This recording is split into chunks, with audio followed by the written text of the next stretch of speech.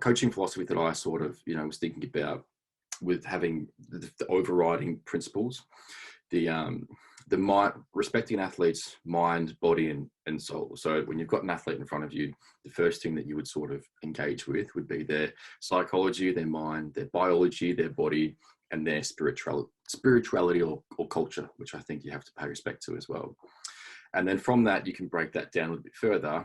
But the other thing that was important is developing a coach to athlete relationship where my communication style and my coaching style matches their learning style, because I can have all the knowledge in the world, but as I said before, if I can't communicate it or get them to buy into my coaching method or get them to understand what it is I'm trying to get them to achieve, then my coaching method is going to be unsuccessful, no matter how smart I might think I am, or how many drills I might have in my back pocket, how many best drills I might have. And so coming back to the 4 pillars, which is, your technical proficiency, your physical development, your mental preparation, and your tactical skill execution, those are the 4 kind of pillars of performance. And then, as I was saying before, which I think is a good joke, when I started talking about the 4 pillars, I saw Scholes put up a 6-pillar thing, and I thought, bugger, he's added 2 more than me. But it's, again, and this is the context that I think is really cool, because when I'm discussing the 4 pillars, I'm focusing on performance. But there are things above that which you have to be aware of, i.e., if I've got an unhealthy athlete, well then how well am I going to be able to implement these 4 pillars? So you expect an athlete's biology and an athlete's, psychology, just like if I want to impart or discuss some psychological mental preparation work, which could be something specific in the context of cricket, where they've just gotten hit for a 4 and now they're losing their mindset a little bit.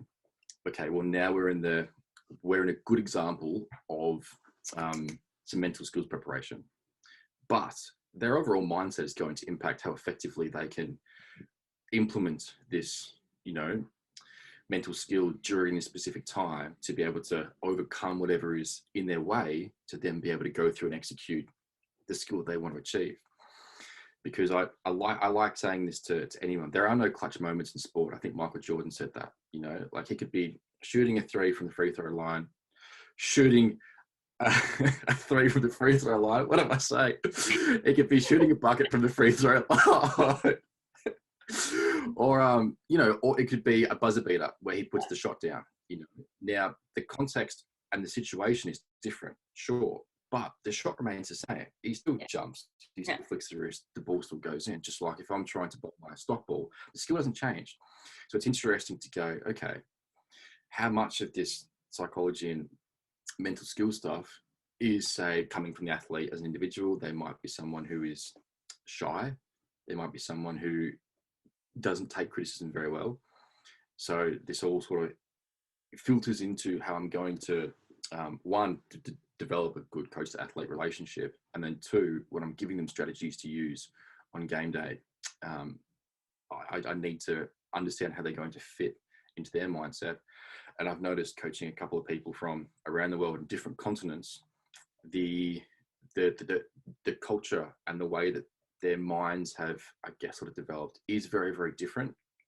So it's an interesting kind of journey to think about how we're going to fit all these sort of things together. And the thing that I'll shuffle into now is, I think, at least in professional cricket, I think everything is very compartmentalized, which does make sense. Your strength conditioning coach does your strength conditioning. Your sports psychologist does your sports psychologist. Your skills coaches do the skills coaching. For us at more of an amateur level, we sort of have the ability to touch on all of the 4 pillars, whether it's we're more skilled in certain areas and less skilled in others. We do have this ability, or this, what's a good way of saying it, opportunity to be able to give more than just what they're asking us for. So someone might come to you for leg spin coaching, someone might come to me for fast bowling. I like the 4 pillars, and I'm going to educate on all those. And that's how I've evolved my coaching service, to be honest, is to coach all the 4 pillars within my scope. Yeah, and that's why I like the idea of the term performance coaching, because like, say we're probably similar sort of generation growing up, it was like you're going to go see your batting coach, then your bowling coach. And I entered the professional environment and it was like, okay, so you've got 9 support staff, you've got a psychologist, dietitian, S&C, physio, you got your batting coach, your bowling coach, your head coach. There's like 27 different bloody people that I've got to go and see for all these things. But at the end of the day, I'm like one person. And I can tell you that I got more benefit out of one external coach who wasn't an expert in any of them, but understand what it meant to be a human, understand what it meant to be in the arena, I like to use. And yeah, he was probably, so there's 2 for me. That one was Greg Williams, who's a local coach. He was more so technical, but he's the first guy that touched on mental as well. And then Noddy Holder, who's quite a famous coach in Perth, and he was huge on the idea of body, mind, spirit as setting your base. And that's what I loved when you mentioned that. So he's all about, I could go on an absolute tangent here, but how batting is relevant to your body, mind, spirit. And so his thing is, and this basically where I was getting at, to finish off the last bit, was that you're one person who can dabble in each of the pillars, who knows how to help you set your base, or alternatively, if you need more help in one area, such as physical, direct you in the right direction to get that expertise, as opposed to 9 supposed experts who all want a bit of you but don't really know how to put it together. So like Noddy, what made him brilliant is that he was, as corny, I hate this term, but I'm going to use it. He was essentially a life coach. So he talked about batting in terms of, so if you're, and I know that the first podcast I did in my Inside Edge podcast series, Nicole Bolton said this perfectly, in that your base is basically the most important thing in batting. And that's, so obviously if you want to say as a technical coach, it's where your feet are, it's your balance, that's your base. But he translates that into, okay, your base is now your mind, body, soul, which is what you said before. And then your courage. So he talks a lot about courage. So batting is about having the courage to get in line with the ball. And the ball represents pretty much all the other shit that life throws at you. That's so good. So if you have the courage, quite honestly, if you have the courage to get in line, and this is pretty much how I bat now. My, also, side note while I'm saying this, my batting average tripled in one season. Post learning this. So as a context. It's fantastic. So the courage to actually get in line with the ball, it represents the courage to face, whether it's your fears or selections or setbacks or whatever it is that life throws at you, because you're not actually in control of the ball coming at you.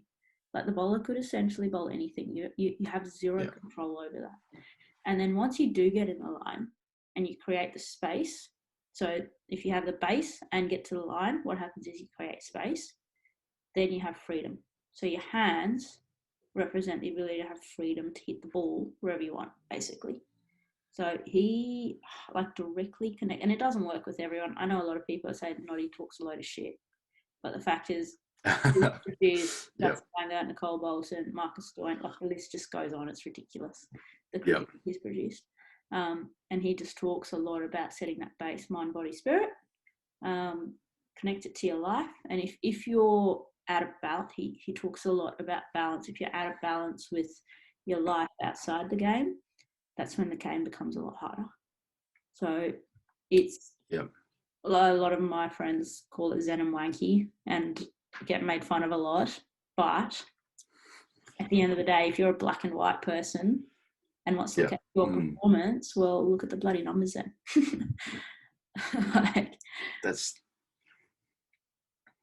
That's perfect. And it's interesting you say that, because I was just having a couple of conversations with some of my bowlers, and I always relate everything back to life. And I reckon I talk a lot of shit already. I mean, you can tell by the clickbait, but I do think it's look,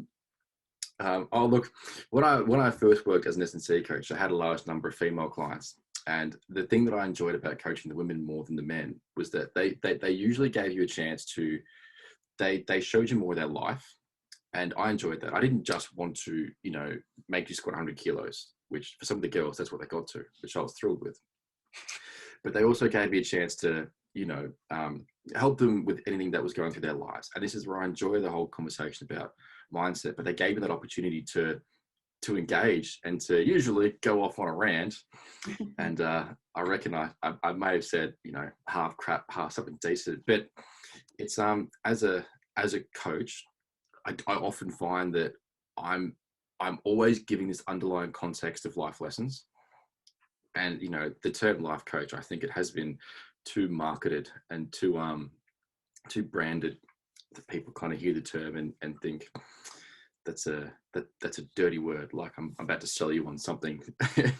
But having said that, I do feel like I play a role in all of my bowlers' lives as a mentor. You know, I say, look, my phone's open 24/7. I won't always get back to you straight away, but if you do have things, then I can, you know, chat with you through them. I did have one guy who's sort of frustrated about where he's playing, and the conversation I can have then about your selection is, well, mate, look, the hard truth is you haven't put the performance on the board. So which player do you want to be? Are you the kind of person in life who's going to wait for things to get handed to you when you don't deserve them? And on the flip side, you're now going to look and compare yourself to others through your own lenses. So you're now judging yourself and judging others and thinking that you're better because you've identified this single thing that makes you better. Is this the person that you want to be? Or you forget all that because it's irrelevant and you go, when it's my opportunity, I take it. If I get 5 balls in a game, then I make the most out of those 5 balls. And you can see the wheels, and he obviously knows where he wants to be. But this is the thing about the mind, body, and soul, right? It's constant. It's your base is always changing, or you're always having to put work into your base to make sure that it's well grounded. Otherwise, when life changes and you get new experiences and you take new learnings, and it has this impact on your base, obviously you have to put the work in to go, no, this is out of my control. I know the process that I'm working on, and I'm going to continue to work on this process until the performance pays off.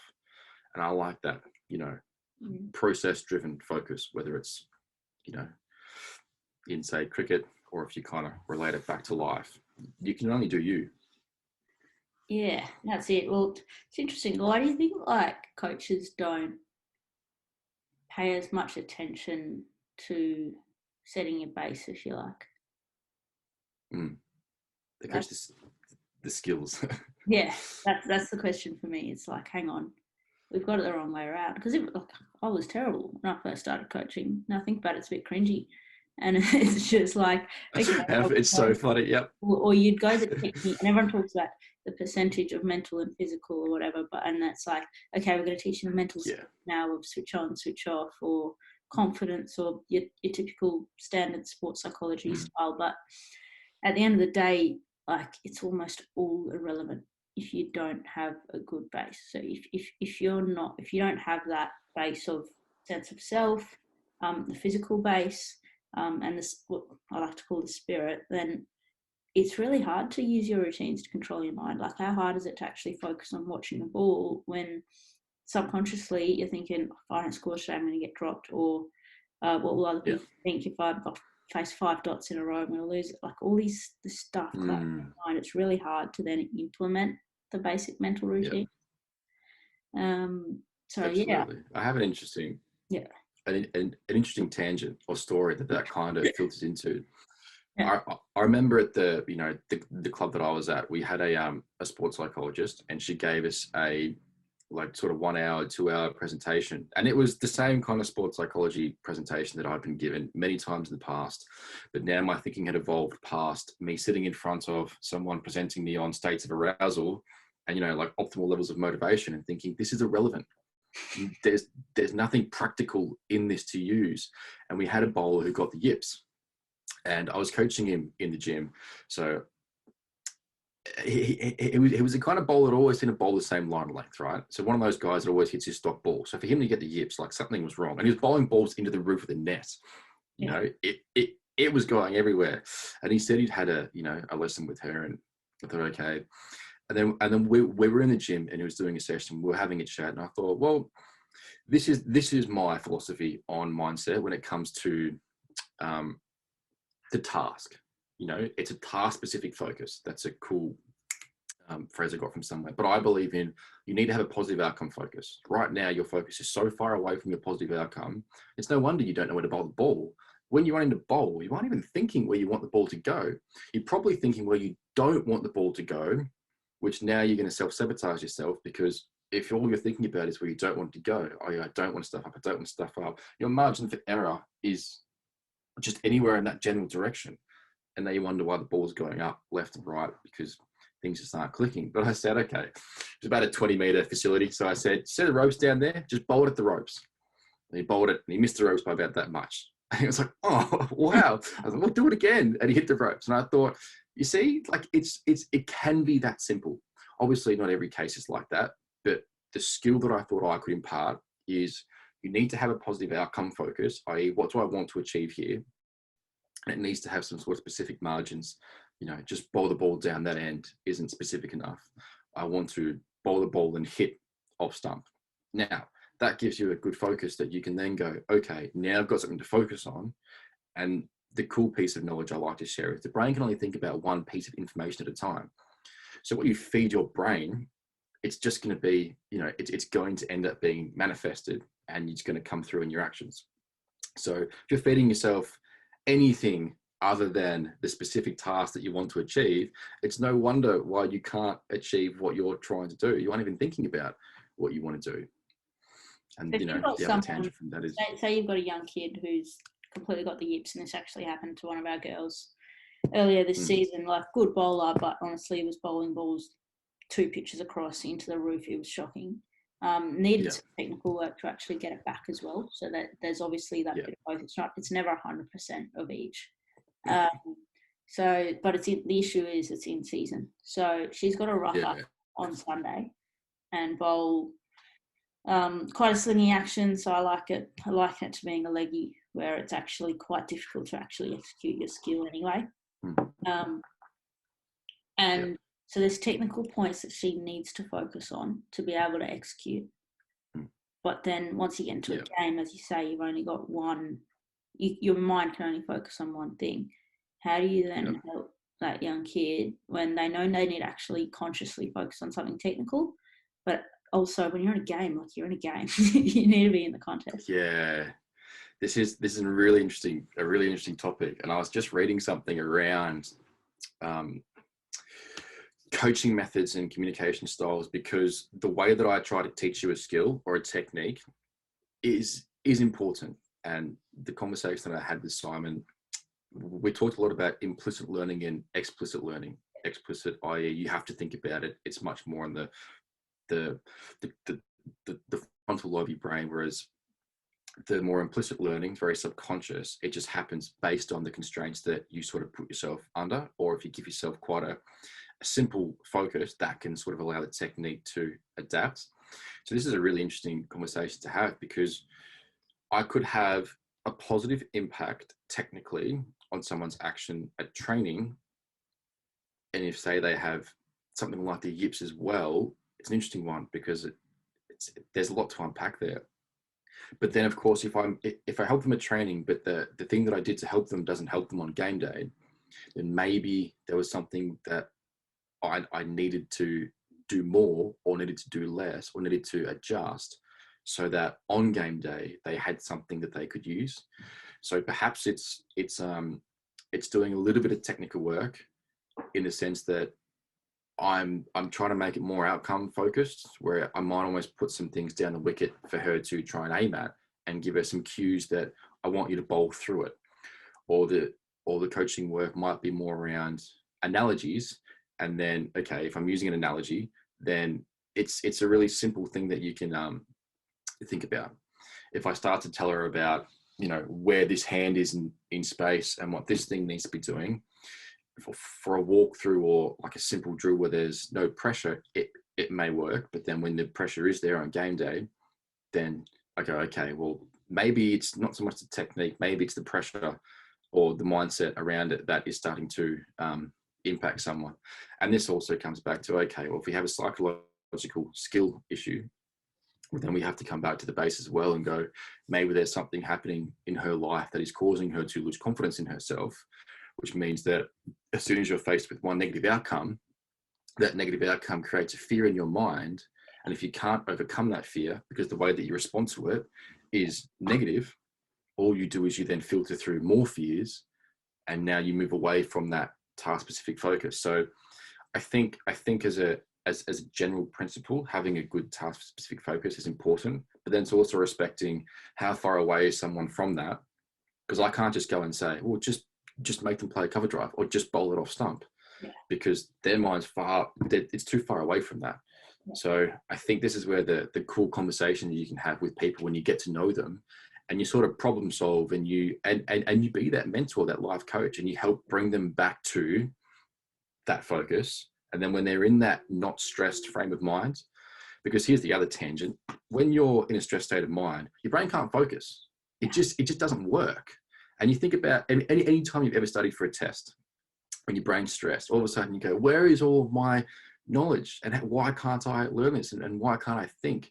Well, it's really simple, really. Your mind isn't even close to being in a calm, relaxed state to be able to get back to that. It's often this super stress state, and there's probably a bunch of hormonal, things like cortisol and probably some adrenaline that starts to make it even harder to get back to that. So it's a really interesting kind of example there that you can sort of dive into, because I think that the way that I've tried to sum it up is I have to make sure that the technical coaching I give them isn't going to then make the issue worse in the long run, because sometimes over coaching can be can make it harder if they then have to rely on the thinking in the game to be able to execute their skills. But look, I think if this is me saying that maybe the coaching could have been 16 different things, but I don't know, I wasn't there. So if it was just one simple cue, well, that's exactly what I would have done. But I think you combine that with the bringing them back from their mindset, from wherever they are, get their base a lot better, and then bring their focus back to where it needs to be. And I would expect them to do a lot better. And then I'm sure as a team, you'd just be getting around them. Every time they bowl a bad ball, it's a good ball. You're one step closer to that, next perfect one. Because the hard thing is, like, when things aren't going well, it's a team sport. So you feel like you're letting down your friends. And then now you're sort of putting more pressure on yourself, which is tough. It's like, if I drop a catch in a game, I choose to feel bad about that after the game. That's my choice. Yeah. Yeah. And I think that probably helps me not make another mistake. Yeah. And I think it, again, pretty much everything you said is coming back to setting your base properly, isn't it? Yeah. I like how I'm going to tie my hair up. It's hot in here. I enjoyed letting the hair out and trying to do some conversations, because I feel like I'm almost trying to market my own personality with some of these conversations and captions, because I figure I do want people to know the kind of person I am. I like to have fun. I like to not take things too seriously, and I love chatting about life or fast bowling or stuff like that. And so if someone watches these, like the conversations on YouTube, I think, well, obviously they must think that I know what I'm talking about. But if they start to find, like, he's someone that I would put my faith into, put my trust into, that's when I think they'll reach out and go, I would like you to be my coach mentor. I would like you to be my player mentor.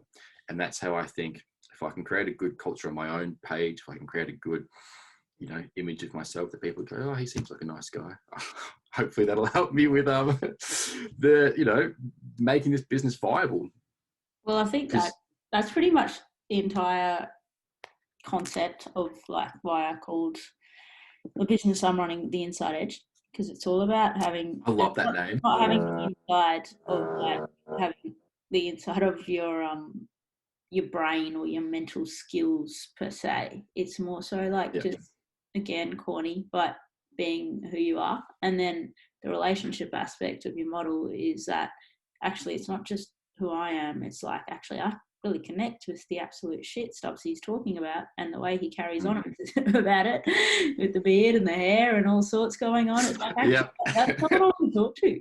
Like, rather than having the perfect idea of, I'm this perfect coach and this is what it should look like. The word should, this is ironic, the word should be banned. But it's like this mindset of what this is what a coach should be like, actually, and this is what I should do, and tick boxes. Like, nah, man, I actually just really connect with him, and I like the concepts. And if you don't, great, like, that's no issue whatsoever. but that's also relevant. So if you're trying to be someone else or copy something of what should be done, then that relationship aspect's probably not working anyway. It's all Yep. superficial. And then down the track, and this is my limited experience so far, down the track, that's when you find that, oh, this relationship's not working anymore. Whereas the ones that I know have been sustained over long periods of time have been the ones where actually they're a bit weird, I'm a bit weird, and that's why we work. Yeah. Yeah, absolutely. I think that's so well said, and it's something that's probably not said enough, or it's just not given as much um, credence, because this just comes back to that coach to athlete relationship, and we can sit here and this was one of my things that I found difficult with an Instagram post, which is why I enjoy this long form conversation, because we can touch on everything. Yeah. An Instagram post, I get a 60-second video, or I get like a photo, and then I have X amount of words to try to explain something. Now, I can't put all of this into an Instagram post. And usually the stuff that I try to post, if I'm looking to gain more followers, I just pick an international bowler, because they always seem to generate more interest. And then I just discuss something from their, technique, and then sort of put it into some sort of practical coaching outcomes. I didn't want to sit here and, be a guy who's, looking at the elites and just, I'm giving my opinions. Yep. And then, telling them what they should do, which I think is just not very polite. But I wanted, everybody looks up to them. So I thought, I have some knowledge. Maybe I can use it to share some cool insights, and then put it into something more, some good takeaways for people to have. But it's this stuff that I think the real value is, because people will watch this and they'll sort of see how everything gets linked together. And plus we both have stories that we've shared. Now we've got, this whole idea of the base, you could put that as, the title into the, this is the theme of the interview or the discussion. And it's cool how we can always bring things back to that, because I think that's really important in coaching in general. If you can't bring things back to something, then how do you know where you're going? Yeah, exactly. Have you heard of the concept of 1,000 true fans? Say again? 1,000 true fans. Have you heard that concept? 1,000 true fans. I think so. As in, yeah, I think so, because I don't know where I heard it, but say 1,000 true fans is much better than a million who, just kind of. Pretty much. So, I've heard that concept in a business setting. So it's like you find your 1,000 people who actually love you for who you are. And everything about what you like. They're the people that are going to buy everything you put out. And they were very much talking about sales and business and whatnot. Yeah. But which is very, very relevant. But I think it was a really good guiding post for how you function as a human. Because if you're a bit of a buzzword, but vulnerable enough to be yourself and actually talk about, if you nerd out and stuff like we do, actually just talk about it, put a long form content piece out like this.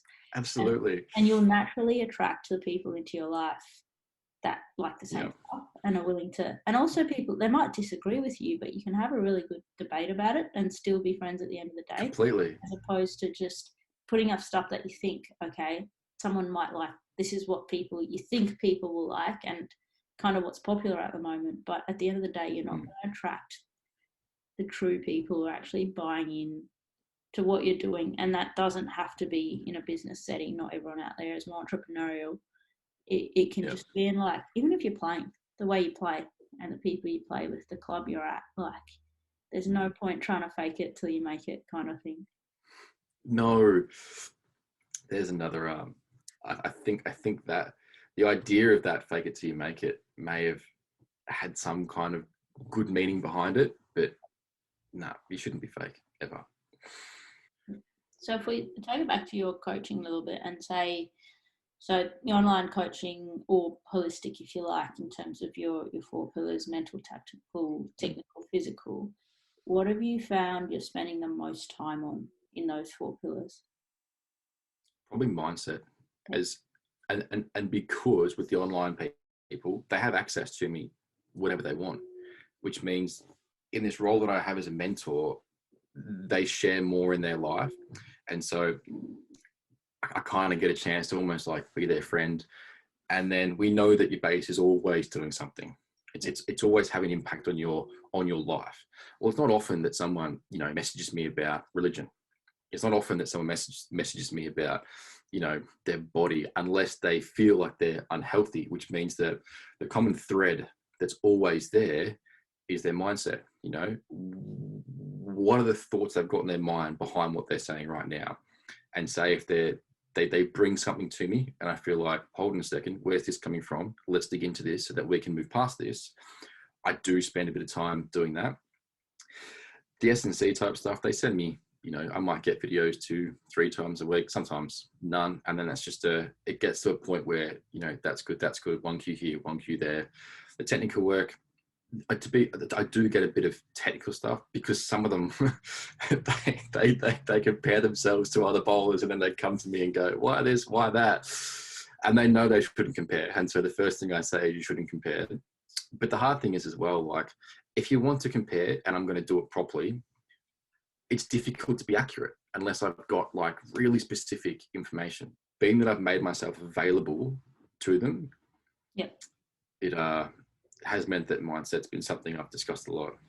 Yeah, I was going to say, one of the things I've found is that majority of people come to you with a problem, like saying, okay, either I'm out of form. I do a lot more batting coaching as opposed to bowling. Like, I'm out of form, and this is, so it's like, okay, just let them ramble on for a bit, and they go to, oh, I've been working on this thing technically, and I really think if I can do this, or tactically, if I try this shot, this approach, it's going to make a big difference. And then eventually, almost always, it comes back to the same things. So like we go through this big channel, and the more people overthink, which is definitely me, the more people overthink, the longer they take to get back to the same thing, which is basically like, what's your base? So like, what are your strengths? What are you good at? Why do you play? I more often than not recently, especially with females, come back to the why do you play element. And if it's generally around, okay, fun, being with my friends, enjoyment, challenge, and it's like, okay, how can we bring those 3 things into your basics? What are your 3 basic things technically? How do we bring why you play into your tactical side and your mental side? And like, no matter how many discussions of what it could be, that why you're not hitting the ball well, it always comes back to those same simple things. Whereas I reckon, from experience, I haven't coached many males, but I reckon males get to the competitiveness quite quickly, whereas with females, it takes just that little bit longer to work their way there. But I don't know if you've had much experience in the difference between males and females at all. Only in the gym. I haven't coached any female fast bowlers yet. I think if I hadn't been overseas in Germany, I probably would have been able to build up a bigger base of face-to-face, and that's where I think I would have had some more exposure. But I also recognize myself with my content that I've shared online, I haven't shared any, haven't shared much content from women. And that was something that I saw an Instagram story of Shibneem, the South African speedster bowling. And I thought, this is really, really cool action. And I asked her if I could put a little post up about her bowling. And I got a reply from somebody else who said, oh, it's really nice that you shared something about female bowling. I know that your content hasn't been all that much. And it's interesting because it's not something I've intentionally tried to avoid, but it just hasn't really been at the forefront. It hasn't been something that I've actively thought about, which is a good thing to be aware of, because now I think I would like to be able to coach more women. I enjoyed coaching the women in the gym. It was good fun. But I do think, thinking back to some of those experiences, the mindsets are a little bit different. And then of course, when you get to know them, they all have their different kind of ways of processing things. And it's interesting, how would you go about building, how would I go about taking a woman from that position? Because now this comes back to the coach to athlete relationship, and I am a man. I have worked in female sport once with a VFL football women's team, and that was an interesting dynamic to step into, because it's funny, I sometimes feel like, as a man, how well am I going to be perceived? But here's the thing, I'm also Stubbzy. So if I'm Stubbzy and I'm a good guy, well then I'll be received anywhere. So it's almost this interesting kind of thing where if I'm comparing myself in that sense, well, I'm just doing myself a disservice in the first place. So, but I would like to reach my entire audience and not kind of keep bringing in the same people, if that kind of makes sense. A bit off topic, but Yeah, no, like I think. How have you gone? Are you the captain of Ringwood team as well? Yeah. So captaining Ringwood. So that's been a cool experience actually, because prior to coming over to Melbourne, was in WA, if I'm honest, was 90% focused on my own career. I'd do a bit of coaching here and there, but it was pretty much my own career, playing not just myself, but obviously the teams I was playing in, but not so much as a coach and captain. I never really did too much of it. And coming across to the Rams, that's where I started to really learn the value of relationships, of just playing for that, I said, come back to your base of why do you play?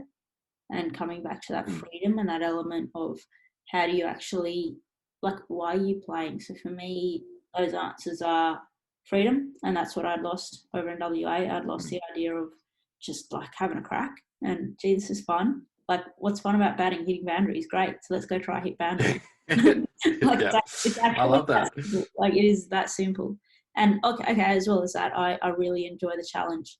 I enjoy the challenge of having to be so present, to focus on one ball at a time, when it's so easy to just get completely lost in all the other shit.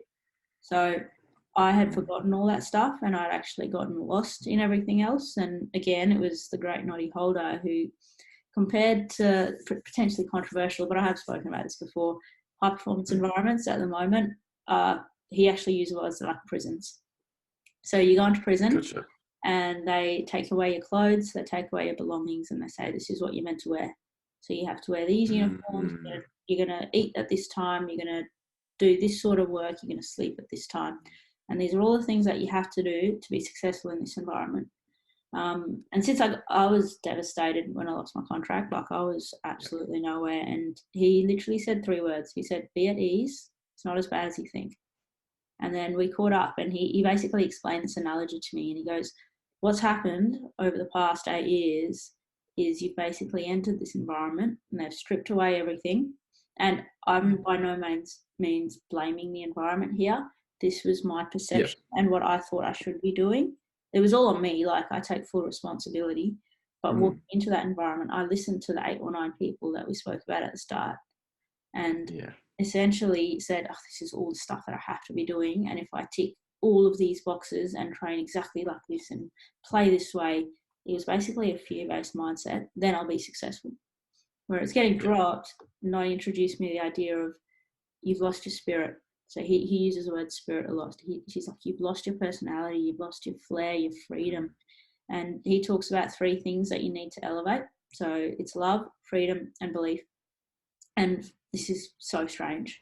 And I've only told my best mate this story, but when I first got dropped, I bought this black book of it's a journal. And at the start of the journal, I was like, nah, okay, I'm going to get fit. I'm going to prove everyone wrong. I'm going to hit 1 million balls, blah, blah, blah, the usual story. And then at the start of the book, it was like, all right, no emotion. I used to journal a fair bit, and I was like, nah, no emotions, no thoughts. It's going to be numbers only. I literally wrote down every set of every rep I did in the gym. I wrote down I'd bowled 7-10 overs today. I batted for 45 minutes. These are my key learnings. No emotion. It was just numbers. And then that book lasted me a year. As that book went on, it slowly, and this was no intention, it just slowly started shifting. So I went over to Ireland, played over there, started to be a lot more get your thoughts out, brains out, wasn't so much numbers, a little bit more freedom. And then I came over to Melbourne, played for Ringwood, started to understand the idea of giving back to others and how focusing on others actually helps your well-being more than focusing on yourself. And you literally had no brain power to focus on myself, because I'm captaining this bunch of kids that I've never met before for the first time in a league that's 10 times stronger than Perth. So it started to add up, and I found myself starting to perform again. And I'm playing shots I was known for basically never hitting the ball in front of square. And all of a sudden, I'm hitting the ball hard down the ground and over the top. And I was like, where has this come from? I haven't actually changed that much, technically, tactically, physically. If anything, I was less fit.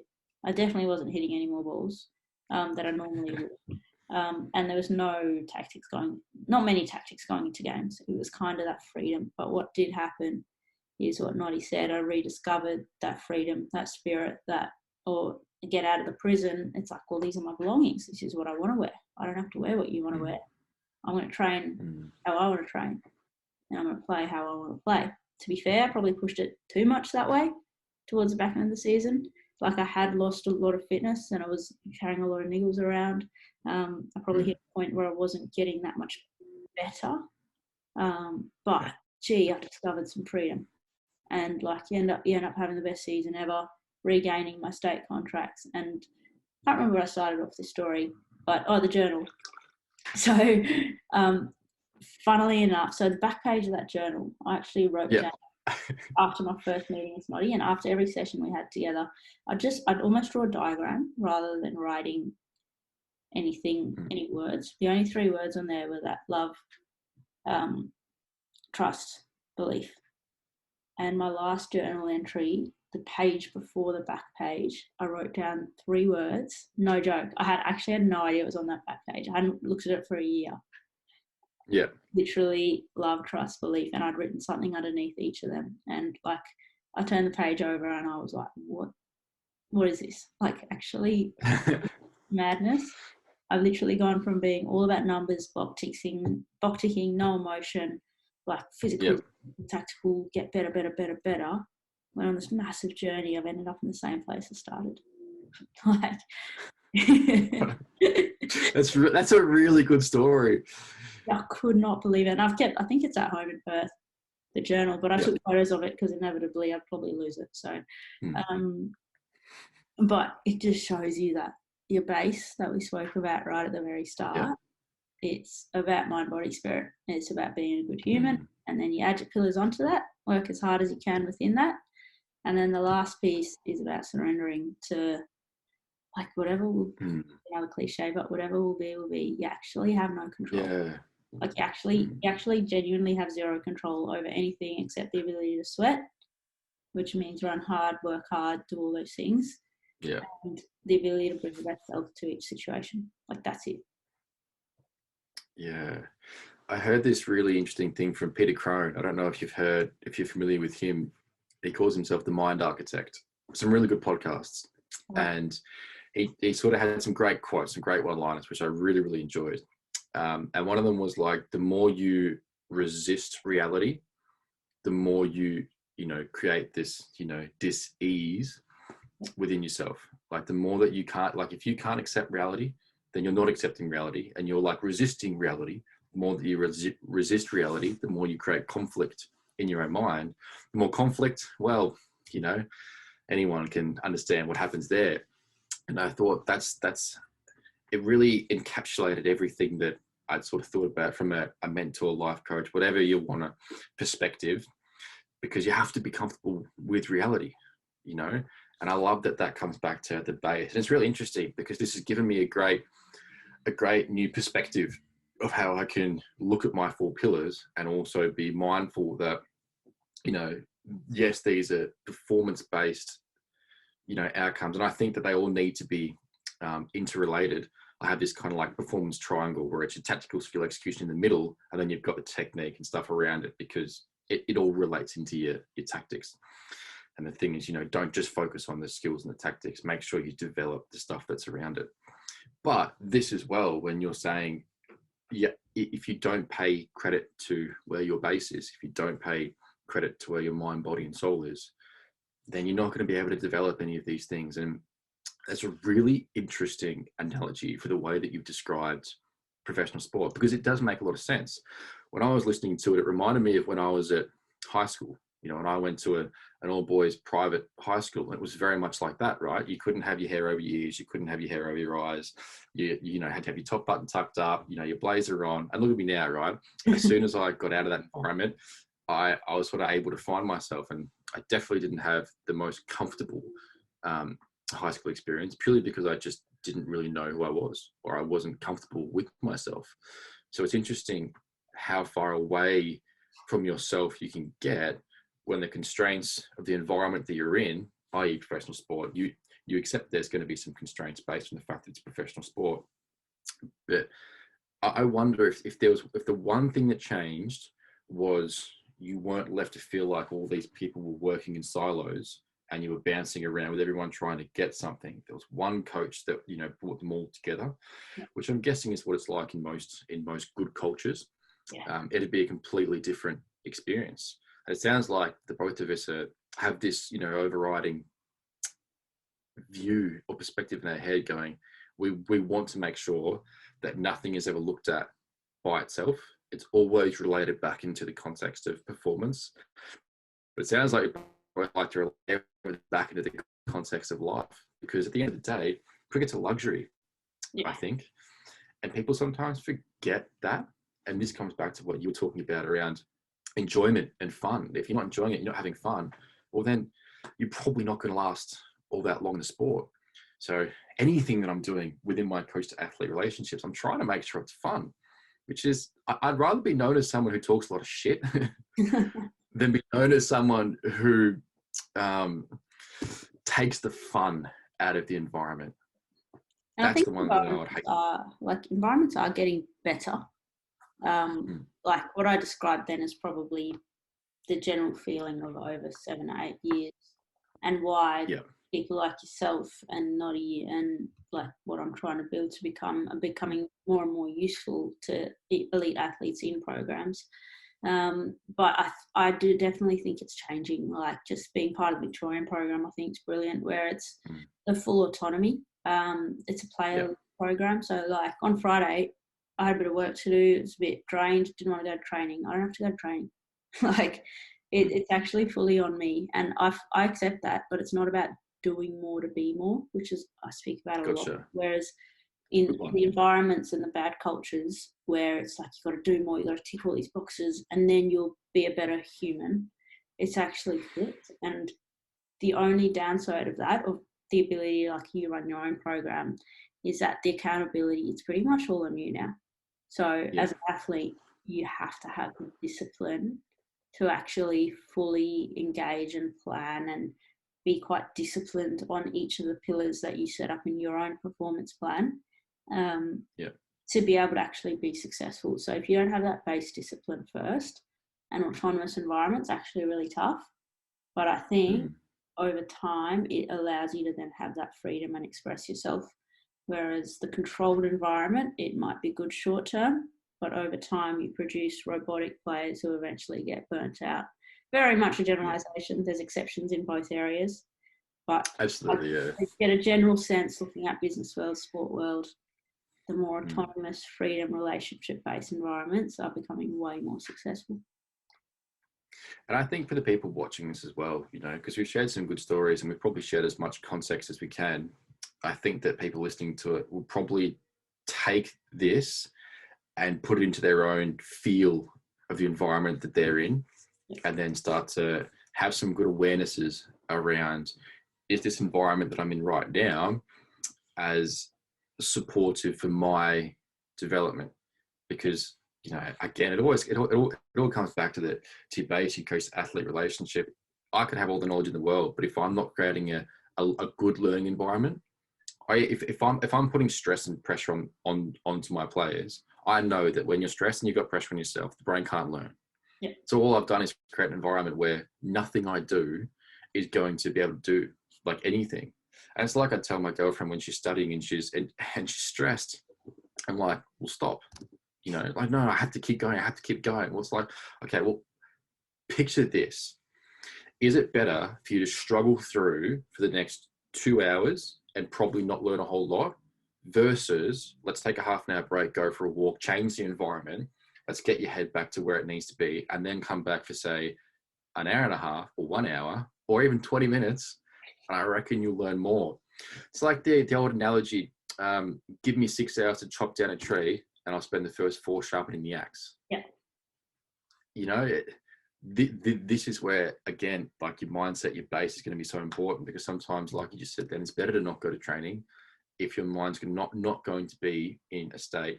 Look, this is really general. I don't want people to watch this and then use this as like the excuse. So this is the flip side, right? Because is your mind looking for something to justify what is a negative or an unhealthy perspective. Yeah. Because you get that. And this is where a lot of the conversations that I have with people are, where they have this idea based on a comparison or a judgment, and it's not a good idea for them. So now I'm unpacking why they're thinking this way. Oh, because they think they deserve more. Yeah. So now they've had to create the context to make that a decent thought, right? So now they have to go, okay, well, I deserve more because of this, and this. So I'm going, hold on a second. Don't use this to justify that. That's not what this is for. So, but I think people have some good thoughts out of that. That story is an absolutely is a belt to the journal, and feeling like you're in a prison, which I hope no one takes that as being incendiary to. It's a funny word. I don't know why I said that, but having a crack at professional environment, because I don't think it's definitely not. Well, as I said, it's more the prison that you create in your mind. So it's that's well said. On professional environments, and I was actually really lucky to have some pretty cool coaches and good leaders around me in WA. It was more so that you create that in your mind, and there's a number of factors that go into that. And pretty much like as you come through, and I know Ben Crow, someone I mentioned before that I look up to, and he describes it really well. You're brought into this world where you're constantly told by the external world how valuable you are as a person, and we never really learn to own that ourselves. So you're brought into a world where you've got advertising, which is telling you that if you have this, then you will be worthy. You've got social media, and it's based on I. So the very premise of social media is selfie. I'm going to put myself out there. I'm going to get my content out there. So it's all based on me, me, me, me, me. Whereas now we know that purpose is actually found in helping others. You've got it's all these external things. Okay, sport that's why it's so hard, is because the very premise of it is if you win, you are successful, you're valuable. If you score runs today, we're going to keep you in the team. If you don't, you're going to be excluded. Natural human values, if you're not part of a tribe, probably going to die, and a tiger might eat you. So fear comes. There's all these things, but that's life. You can't say that's wrong, but that's what life is. But as educators, as people have been there, but we'll experience this over and over again. I feel like our job is to help reframe the story we tell ourselves and reframe the perspective, so then we escape the prison of our mind.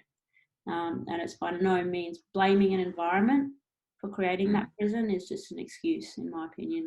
I think you can be put into any environment and own that story first. And if you have a really strong sense of self, you're able to name that chimp or the monkey mind that is saying all that stuff, because that ain't going away. You can own your story mind, that ego's still there. And that way you have a little bit more control on actually having whatever success is to you in the environment you're in. 100%.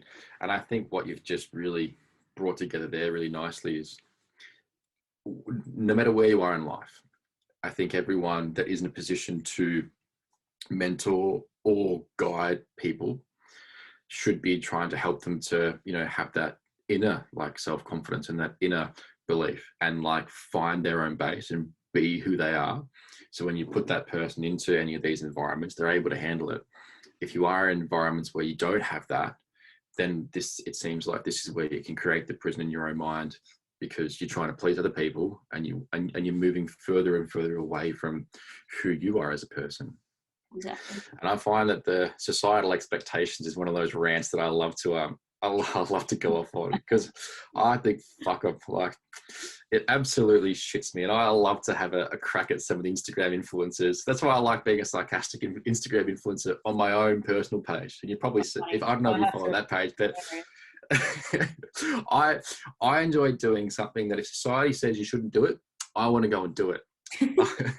So, and that's what it comes back to, part of my personality. My friend sometimes says your personality is like a performance, and it's interesting because I do feel like I wave it up and down depending on the environment and what I'm trying to achieve out of it.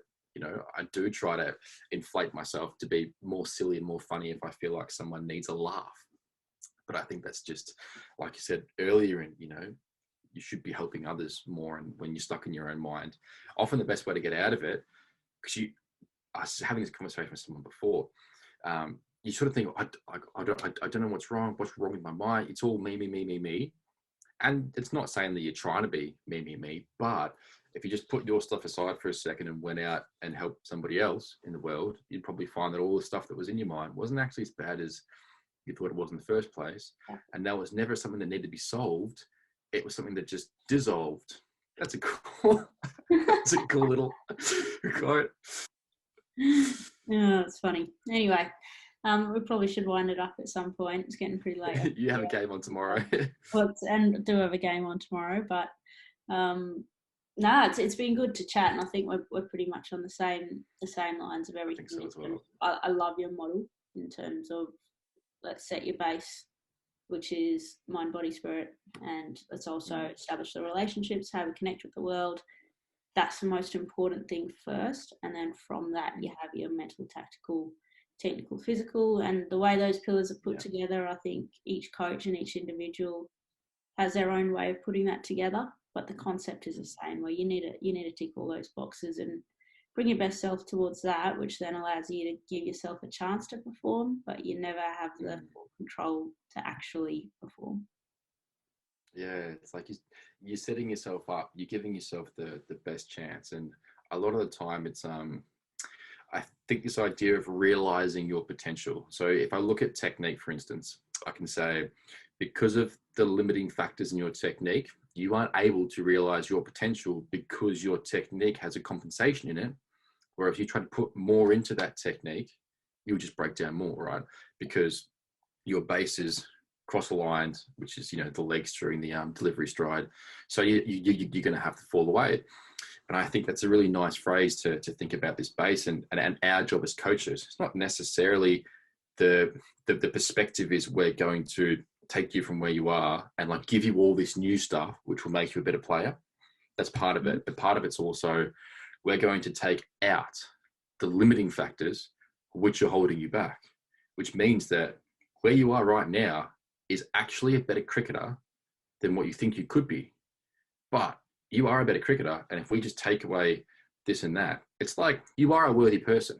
I don't know why you've got these limiting things in the way, but look, if we just take them away and you realize that you're a worthy person, all of a sudden you are the worthy person. Just like when you take away all the limiting things that are in the way of you bringing out your best performances, well, I didn't actually give you anything new. There's no best drill. There was no, perfect technique.